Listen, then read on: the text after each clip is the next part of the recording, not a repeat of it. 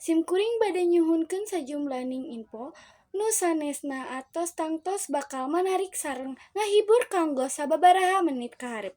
Anjeun sareng abdi Karissa Ananda Putri ieu UNN Indonesia News Update. Festival Jawa Barat mulang di Kota Bandung. Dilaksanakeun salila 2 poe. Festival tahunan ieu ngagabungkeun unsur budaya UMKM sareng hiburan pikeun sema.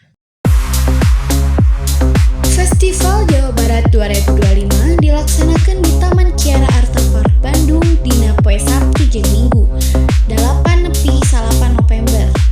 Rupa-rupa kegiatan ngeusian festival tahunan ieu timimiti pintonan seni budaya nepi ka pameran produk UMKM Jawa Barat anu unggul.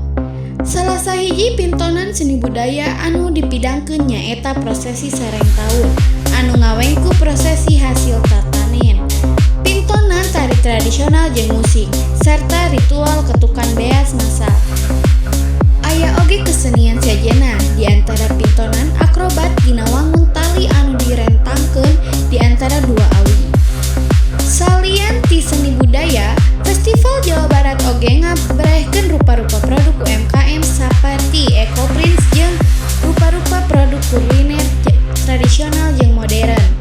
Sema bisa iblungkeun dina rupa-rupa lokarya-karya ning praktek ngulam atawa maenkeun rupa-rupa kaulinan barudak tradisional.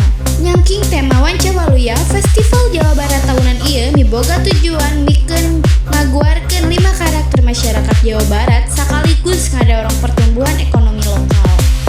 Acara ini berikan ruang bahagia bagi warga di saat libur ya untuk ngumpul, hiburan, kemudian menikmati makanan-makanan khas, belanja pada produk-produk UMKM. Ini kan memberikan dorongan bagi ekonomi lokal minimal di Kota Bandung. Kompainkan adalah mendorong orang bahwa ekonomi bisa tumbuh manakala uang beredar, dan uang beredar itu adalah produktivitas publiknya berjalan, kemudian ruang-ruang belanjanya semuanya produk dalam negeri.